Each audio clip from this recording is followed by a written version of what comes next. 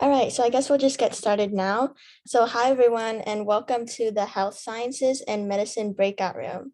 So my name is Caitlin Van. I'm an operations coordinator for Superposition Toronto, and I'm really glad to have all of you here in the HealthSci and Medicine Breakout Room. So I'm gonna allow all of our breakout room panelists to introduce themselves. So why don't we start with Anika? Hi everyone, my name is Anika, my pronouns are she, her, and I attend McMaster University for the Health Sciences program. Thank you for being here. Next, Riddhi. Hi everyone, I'm Riddhi. My pronouns are she, her, and I go to McGill and I'm in the neuroscience program. Awesome. Dumini. Hi everyone. My name is Dumini. I'm in second year at Western University for Medical Sciences. Awesome. And last but not least, Haley.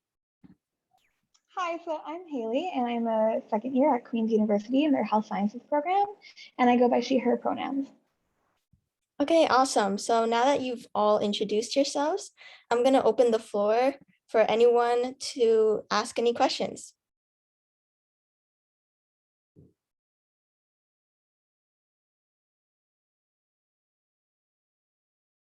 If you have any questions regarding like health sciences in general, so we have one question. Does Queen's HealthSci have a supplementary application? Yes, it does. For my year, we didn't have a mandatory one, but as of last year, they did have a mandatory supplementary application. And I believe that there's a prompt question, but it changes every month. So you have to do that answer to that question within that month, or you have to wait every month for it to change. So usually you're given about a month timeline. But you're able to do it whenever during the window it's open for. Okay, awesome. I see some hands up. Anna, do you want to unmute your mic? Yeah, sure. So I kind of have a question for Anika. Like, do you know what kind of, so through the supplementary essay from McMaster, like what kind of students are they looking for? Like what traits or like what experience or like what, traits that like they demonstrate through their essays would be something that. All right, so I know you've heard this a lot, but there's no cookie cutter health sci kid. And I know that's very frustrating, but something I would say is they're looking for people who are able to be introspective and reflect a lot. I don't know how to put it any other way. You have to be very detail oriented in a way and be willing to be creative. They're looking for creative people, I think, because as I mentioned earlier, I don't know if you were in the main panel, but we have something called NOCATs in our bio course, and those are no correct answer tests, right? So so you have to be able to be creative. And so for example, in bio, we have to apply cell signaling steps to a specific scenario that they give us. So I would say just try to be as introspective as possible and reflect on your own experiences. I see. And apart from the supplementary and the like your transcript, is there anything that you have to do? I think they don't ask you to list your activities. Yeah, so that's all for the transcript and the supplementary essay. Yes, so you don't have to, they don't ask you for your extracurriculars or anything. And I know that might be sad for people who are like, okay, let's join all the clubs in my high school. I see. Thank you so much. No worries. Okay, awesome. Next, I'll allow Sara to ask a question. Yeah, I have a question for Riddhi since she's studying neuroscience. I want to study neuroscience for my undergrad and then go to medicine or studying neurology, I think, or become a doctor, Does the material in neuroscience prepare you for MCAT and the material for that? So the neuroscience program it's a very interdisciplinary program and it varies from university to university.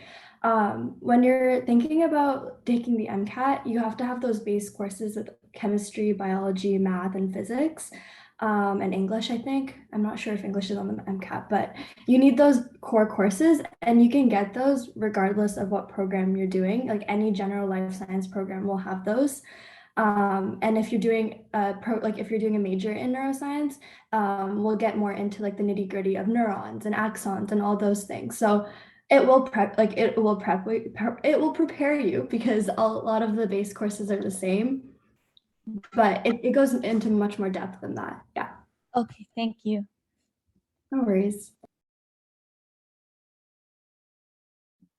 Okay, awesome. So I saw a question in the chat asking, would you be able to explain the difference between life sciences, health sciences, and medical sciences? I guess I could take this one. So they are all very similar program, all in the science field, but I would say also some of them are like the same program, they just have different names. So for example, like I know Western has a medical science program and a health science program, and they differ in like a few courses that you take. So in the HealthSci courses, there's like specific health science courses, so like philosophy of health, that medical science students don't mandatorily have to take. But other than that, they're pretty similar, and like any undergrad you do in like the health field will help you if you want to get into medical school, if that's your goal. Great, thank you for that. Haley, did you want to add on to that as well?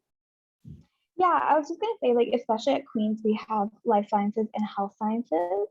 I would say that life sciences is definitely more of a general science degree. They take like calc, physics, chem, bio, all of those kind of things in their first year. And like they have to take both orgos in second year. Whereas for health sciences, I would say that our classes are more specific. So we take like in our first year, we take pharmacology, human cell physiology.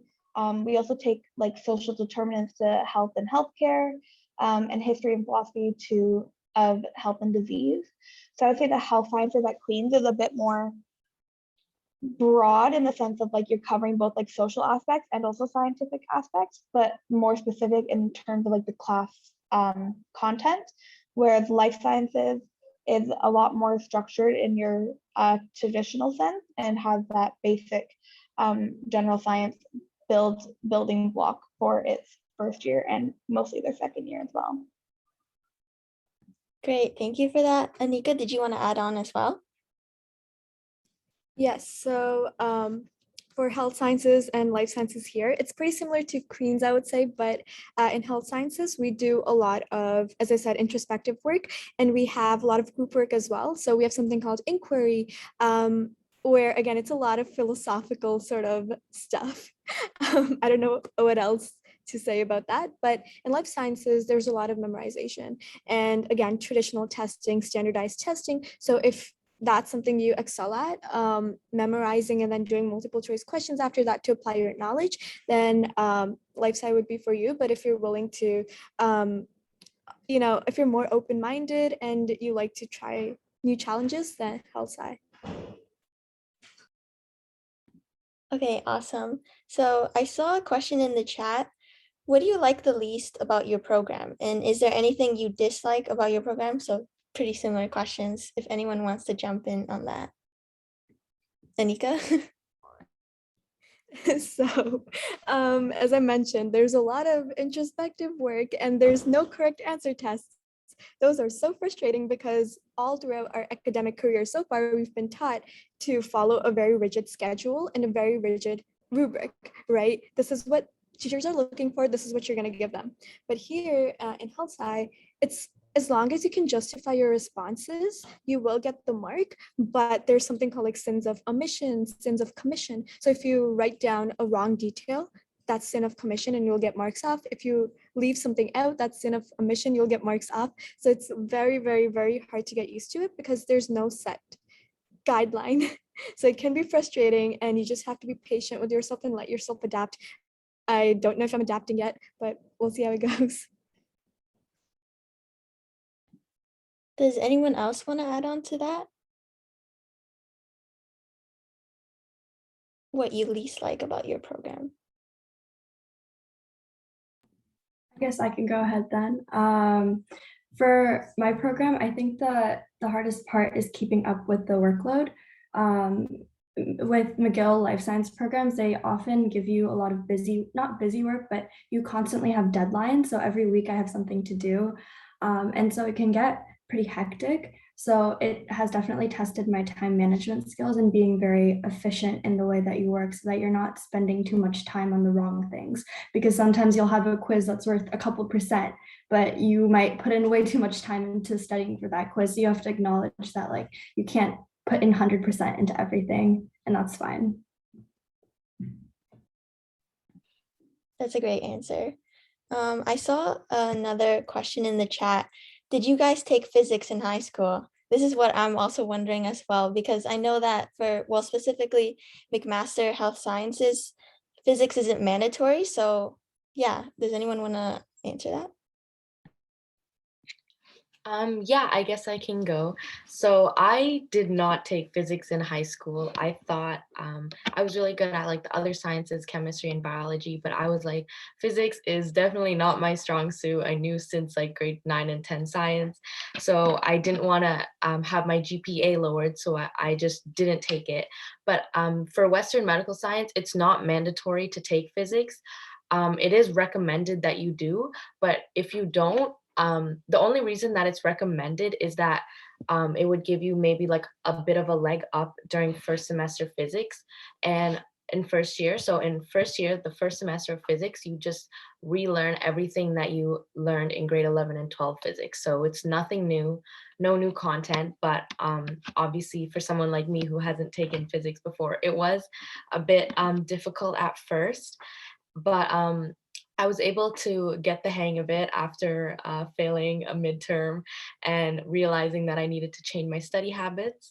But yeah, so physics isn't mandatory, but if that's something that you think that you would do well on or something that you're interested in, I would definitely recommend taking it. Anika, you can add on to that. Yeah, so personally, I never took physics during high school either. And yeah, if you're looking to do the MCAT, you can self-study, right? And you can totally take uni courses here that are introductory courses. So you don't have to take it. And I'm not even taking it first year in HealthSci because you don't have to. But I might take it during the spring or summer to just get that credit. But again, you don't have to. The credit isn't even necessary as long as you can study yourself. So don't stress too much about that.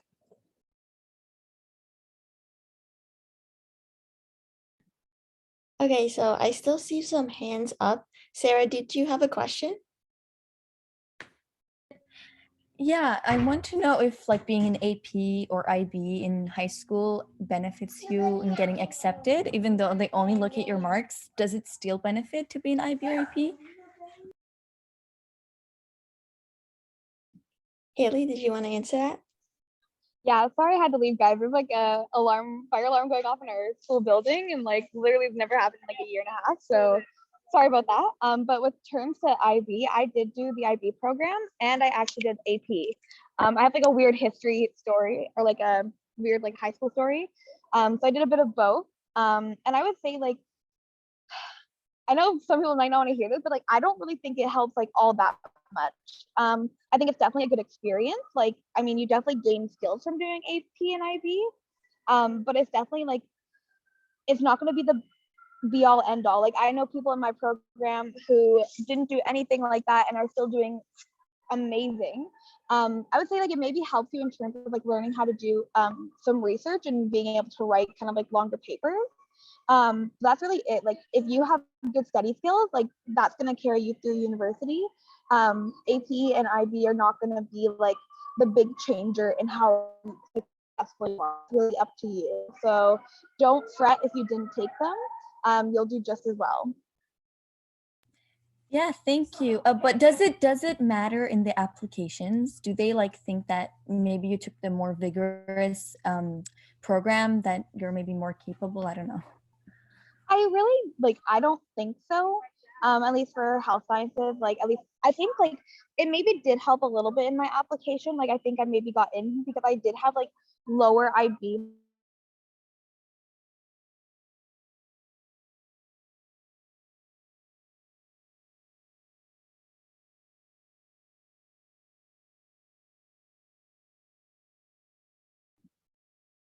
I guess Haley's internet connection cut off, but Anika, did you want to add on? Yeah, so I just wanted to say that I completely agree with everything that Haley said. Yeah, content-wise, I don't think IB was crazy because it was standardized at the end of the day, right? So you gotta memorize a lot of stuff, and it was a rigorous program. So I would say that you do get used to working in stressful situations, and that might help you adapt quicker in university. But other than that, if you don't have IB or AP experience, you'll do completely fine as long as you're willing to put in the hard work to create a routine, and as long as you're willing to be patient with yourself, because naturally you will adapt and you can thrive in universities. So don't worry about that. Thank you. Awesome. And I also saw that Riddy had her hand up. Yeah, so just to add on to that, I also did IB, and I found a lot of benefits, not just for acceptance, but like my experience once I got into the university. McGill has a great they give you credits for if you get certain, like I think a 5 or above in your HLs and for IB. So I essentially got to skip a year of university because of that. So I entered into second year. Right now I'm in my second year, so technically third year of university because I skipped the first year.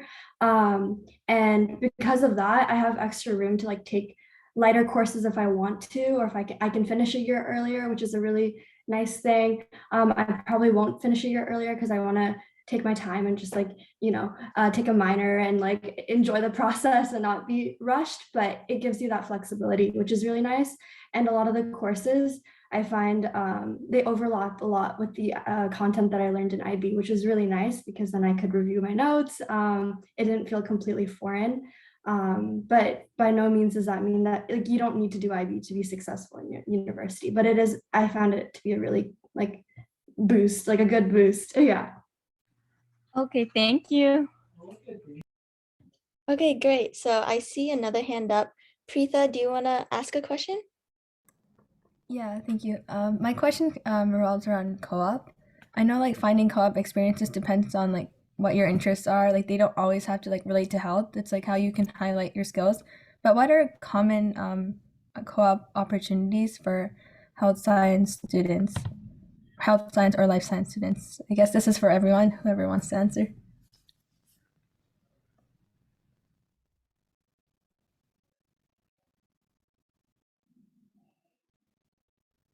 Anika? Okay, this won't be helpful, but I haven't really looked into any co-op opportunities. Yeah, I haven't gotten any yet at Mac, and I don't know. I think it just depends on your program as well. For example, Waterloo Health Sciences and co-op, right? So they integrate co-op into the program, and I am only in my first year, so maybe upper years would be more helpful in that case. But yeah, I haven't seen any yet. What about you, Haley? Yeah, for me, at least like within Queens, they have the Queens University Internship Program. So you can sign up for that, and through it, you can find different programs and jobs that you could potentially get as an internship. One thing that's interesting is like they're not always health related. Like sometimes people can go for a job in marketing. Like it's not limited based on your program, I think, except for like engineering. Like obviously you do an engineering internship, but I think that's really nice too, because if you are kind of like not fully set on like what you want to do after university, it's a good way to kind of dip your toes in the water and see what else is out there. But it's a good way to kind of help you get some money, like they were talking about in the main panel, and also just like take a break from your main studies to be able to get some like real world life experiences, and just kind of like help progress your life in maybe a different way that you might have not thought as a typical, but it really does well to benefit you as a whole person. Minnie, did you have anything to add on as well? Yeah, so personally, at Western, there are no like health specific co-op programs, meaning that like it's not like a guaranteed co-op in like any of your upper years, like I know some universities have. But there are like a lot of internships, internship opportunities and like career opportunities. And there's also like work study programs. So just because there's no co-op doesn't mean you won't be able to get any hands-on experience. There's a lot of like opportunities for research as well. So it's good to like broaden your senses and not just stick to co-op for sure if you can, especially. Preeta, did that answer your question? Because I still see your hand up. Sorry, I forgot to lower, but thank you guys. That made clear a lot for me. Okay. I also see Peng T. Do you have a question? Yeah, jumping back to the whole IB conversation, for those of you who actually did the program, like, how would you say university consider our marks? Because, you know, as you know, we take 3 HLs, 3 SLs. So do they look at your like predicted marks, like what marks are considered? Because it's very unclear at the moment. And so I'm having a hard time kind of figuring out what to look for. Anika, you can go ahead. All right, so it just depends on when the university is sending out acceptances. So for example, MAC, my HealthSci acceptance I got in May. So they had my final marks already to look at, or my predicted quad 4 marks, they had all of those. So they looked at those. But for Western, I got my acceptance in February. So they did not have access to my other predicted marks for like quad 3 and 4. So they looked at my final grade 11 marks and my final quad 1 and 2 marks, if that makes sense. But mostly it's a lot of predicted. Yeah, and so do they look at like IB exam marks? Like, because this year in May, I'll do my SL French and SL Chem exam. But since the results come out in July, like, do they look at those marks or do they look at like your Ontario mark? They will look at your predicted because they won't be able to access those, right? Oh, okay. Yeah. So the main goal now is to really focus on Ontario marks and making sure in class you get what you, okay. Yeah, makes sense. Yes, try to maximize your predicted grades. Okay. As well, Riddhi, did you want to add on? Sure. Just to add on, I mean, I didn't go to high school in Ontario, so the system might be a little different. But McGill like looks mainly at your percentage grades, and they look at the top 5 average. So I think I applied in like December, so it was mainly grade 11 marks and a little bit of grade 12 marks, and it's just the top 5 average, and that's what they form the cutoffs based off of. And then you can find like the cutoffs for each program online for the last year, so you have an idea. Yeah, thank you. That like really helped. And then my second question was, in high school, like what would you say we can do to kind of get ourselves into the field, like other than volunteering, because most volunteering places are closed. Anything to like get ourselves into the medical field and like maximize our chances? Anika, you can go ahead. So first of all, I want to say if you do like things that are in the medical field, that won't necessarily maximize your chances, at least not for HealthSci. Because yeah, they don't look at your extracurriculars anyways. So I've been trying to emphasize this as much as possible. Do what makes you happy and what you think is gonna fuel your growth. So I did volunteer at the hospital, but no one looked at that, right? At the end of the day, what really stood out for me was the connections I made through DECA, for example, which is a business competition, my Bollywood dance team, which has nothing to do with medical, the medical field, right? Choir. So and the newspaper, right? So do what makes you happy and what you think is gonna really push you to step out of your comfort zone. But if you're looking for medical related extracurriculars, maybe consider HOSA. It's a health medical conference or competition. So if your school offers that, totally look into that. It was so fun.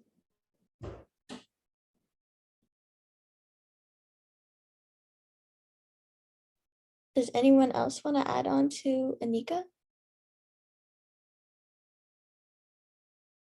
If not, I'll allow. I can quickly add on. Sorry. I think like Anika said it really well, like doing what makes you happy, because even once you get to university, as much as like med schools might be looking at like, oh, did you like volunteer in a hospital, they're more looking to see like your passion.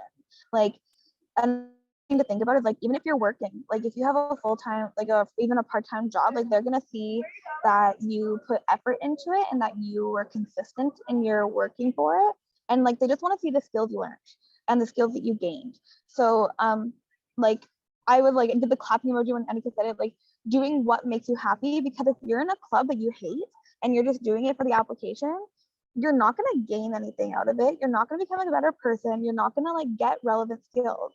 But if you're in a club that has literally nothing to do with medical school or anything medicine, but it's what makes you happy, like if it's the leadership, like a student council or something, or if it's like something.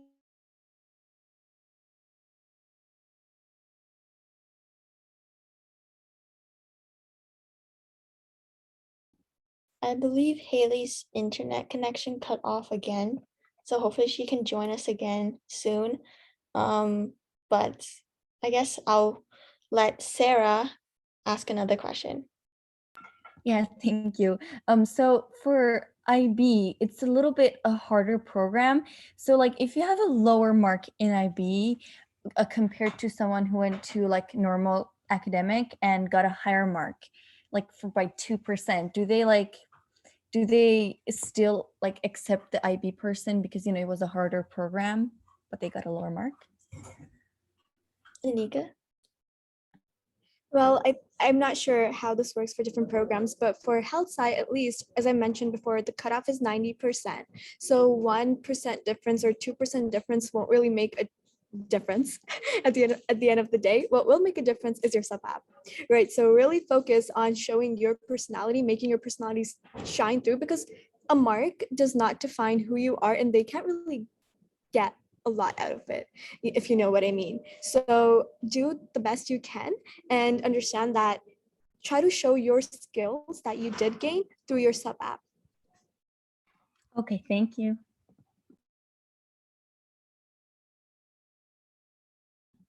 Haley, I saw your hand go up. Was that just by accident?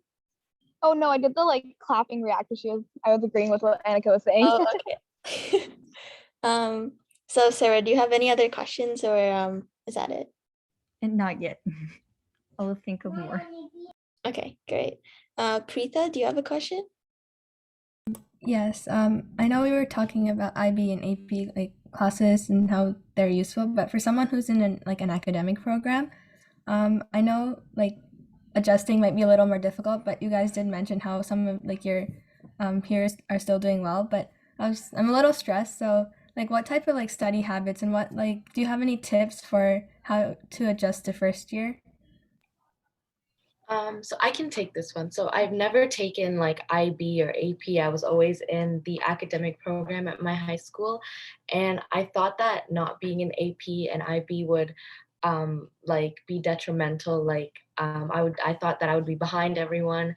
But I found that when I got to university, like everyone who did it and didn't do it, like in a way, like everyone was like struggling together, I guess, because the studying that you do in high school is a lot different than the studying that you should be doing in university. And it takes first year students a long time to kind of explore and find what study habits work for you. So I know that in high school, it's very black and white. So there's like a right answer and a wrong answer. But when you get to university, there's more like open-ended questions. It's about more communication, and you have to think about like the bigger picture. So let's say you're learning a concept in let's say like cell biology. So you don't want to focus on like just like the organelles, like the structure and function. You want to see how that ties into like the cell as a whole, and how do all the systems work together. And you want to take a step back and maybe connect all the ideas together. And I found that written notes, like I used to take like a lot of notes in high school, just like a lot of words, and I found that in university there's so much content that you can't afford to take all the time to read all those notes. So like I use cue cards or like really like concept maps and to elaborate ideas. And I found that that was a lot more effective. It does take a while to get used to like not write everything down and have everything very neatly organized and everything. But once you get used to it, you can be like, oh, I remember when you're like studying for a test, you can like visualize a concept map in your head and see how everything fits together, I guess. I don't know if that makes sense, but yeah. Yeah, that did. Thank you. I think I'll start implementing those like earlier on.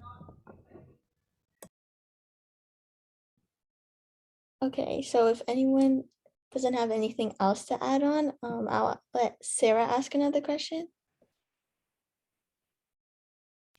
Sorry, I forgot to lower my hand. Oh, no worries.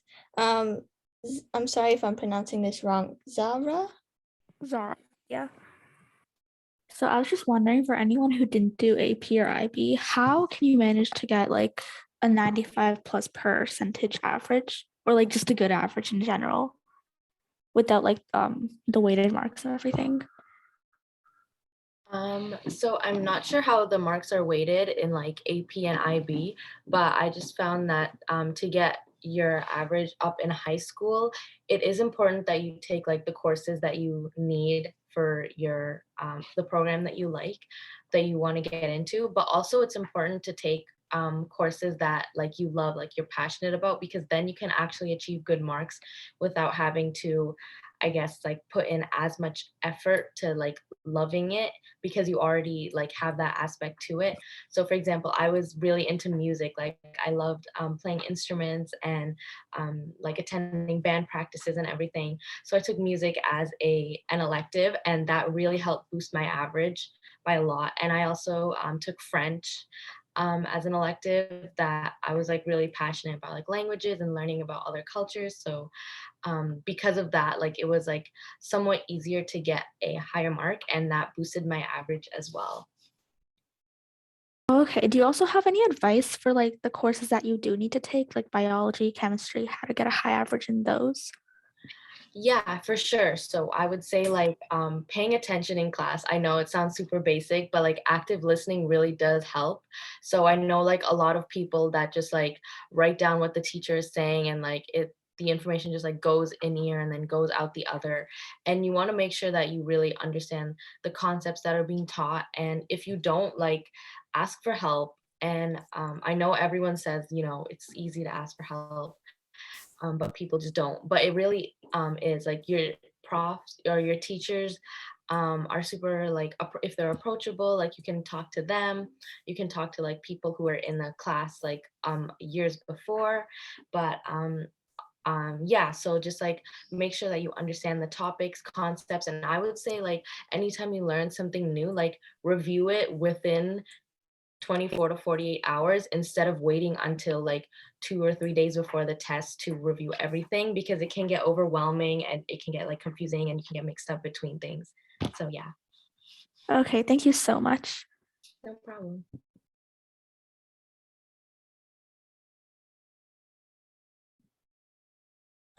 Okay, so if anyone has any other questions, feel free to raise your hand or type in the chat. Emily asks in the chat, what helps you stay motivated throughout your studies? That's a great question.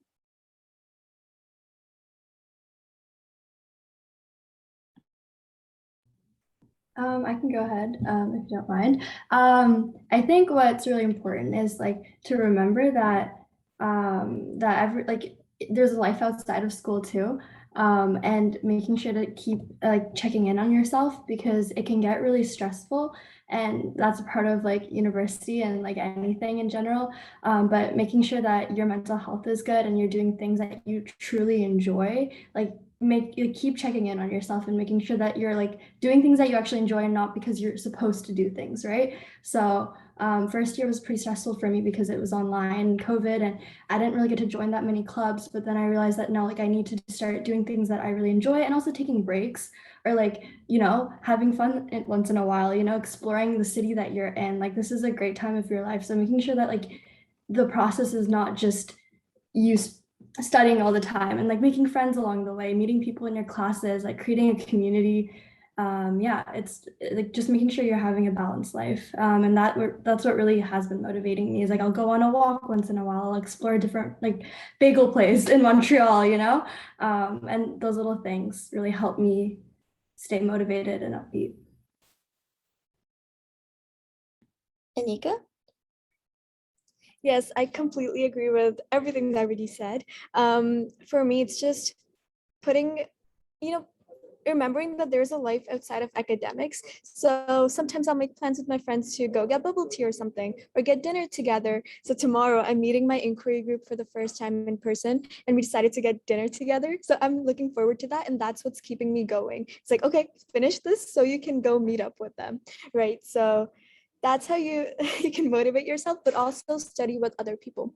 Never compare and despair, because I did that a lot in high school, but try to watch how other people study and try to see if you could apply that to your life, and if that's helpful. If it's not helpful, that's fine, but it's a learning experience.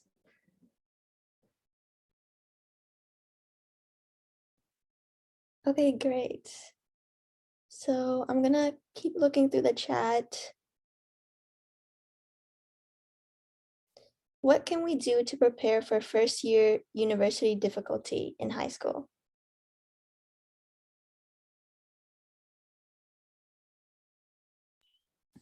Haley? I can quickly talk. Yeah, I feel like it's been mentioned a lot actually already. Just like in being like what you can do to just like keep yourself motivated.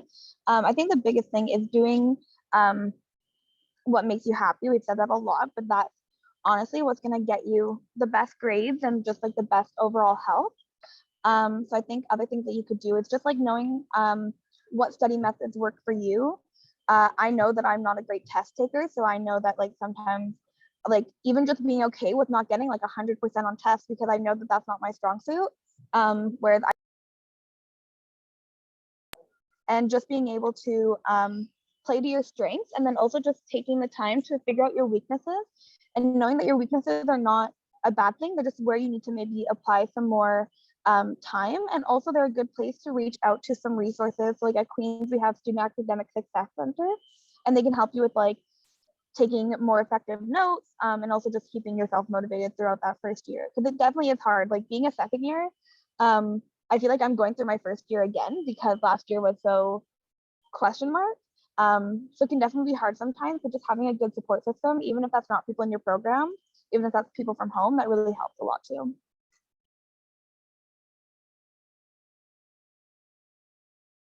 Did anyone want to add on to that?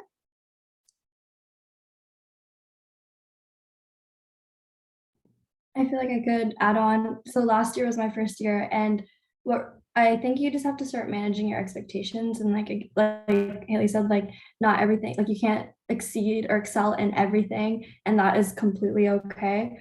Also just like meeting people in different classes. Like I joined a lot of the group chats in each class, and that really helped me out because like sometimes people they keep you like up to date. So like if you have like a Facebook group for your school, like I had like a McGill Facebook group, and we met a lot of people there, and like people will talk about like, oh, like I'm creating a group chat for this class, let me know if you want to join. And I found those group chats really helpful because sometimes if you had a homework question, like you could ask it in the group chat, and rather than, because it's harder to find people in your classrooms outside of class hours, just because the classes are so large. It's not like in high school where your classes are basically, you're in the same group of people for the whole day.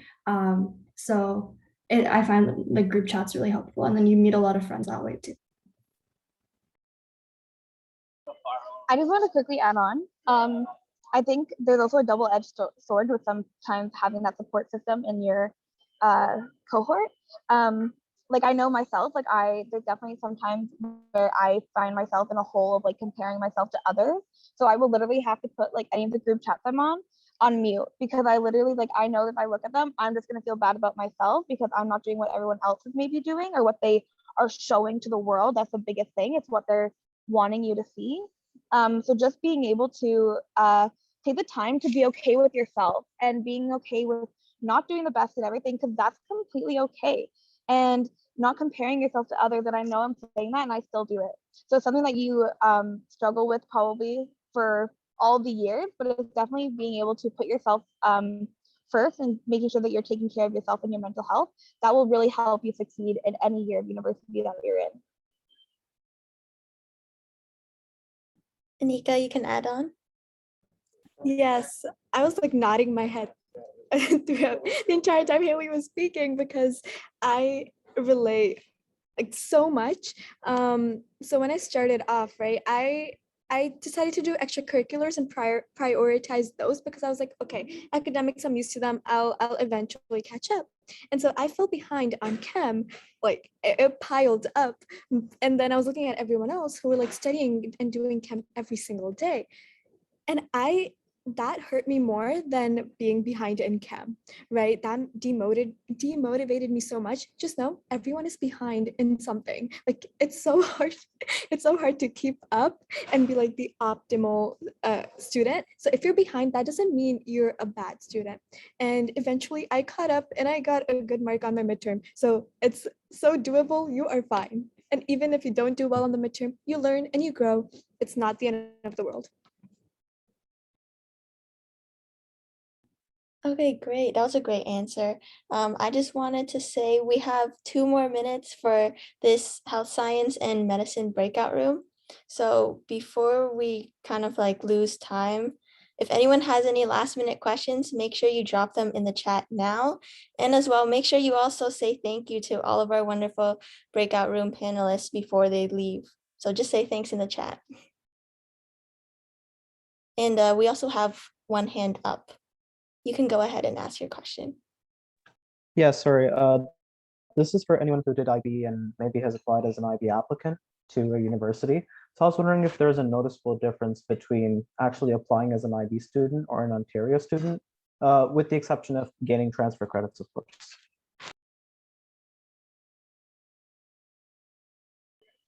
Can I start on this one? I can talk to it because I am like a out of province student. I'm from Alberta, but I actually also did my high schooling in Norway. I did the IB program there. So I was a weird applicant because I applied through like the out of province system, but I don't even have like an Alberta diploma. Like I don't have a Canadian diploma. I only have the IB diploma. But I don't think it makes too much of a difference. They really are still just looking at your grades, but they might be a bit more, I don't want to say like understanding, but like I know with Alberta, like Alberta has one of the hardest high school curriculums in the country. So I know like when Alberta students apply to like BC, they get like an automatic increase on their grades. I don't know if that's the same for like applying to Ontario, but I think like the people who are doing the applications, like they are aware of like the different provincial systems, and like if you're doing IB, then they know how the IB system works. So I don't think it makes too much of a difference, but it's something that they definitely will be aware of in your application. I hope that maybe helps a little bit. Yep, that's fine. Thank you so much. Okay, Riddhi, you can add on really quickly before our breakout rooms close. Sounds good. I'll try to be really quick. I just wanted to say that if you're within Canada, they look at just your like high school grades, whereas if you're outside of Canada, they'll look at your IB. So I did IB, but they looked at like my high school conversions of my IB grades. And I think there's a slight discrepancy between the conversion and what the IB grade like cutoff is. I think the IB grade cutoff is a little bit higher in my opinion, but that's just because Nova Scotia is very like generous with their conversions. But honestly, there's not a huge difference in acceptance. Like all the people around me, like they're all like variety. It's a diverse group, and you know, it seems to have worked out for everyone. Okay, so I have 15 seconds to kind of sum everything up. Once again, thank you so much for everyone who came, as well as thank you so much to our amazing breakout room panelists. We're going to reconvene in the main Zoom, so I'll see you all there. Thank you once again.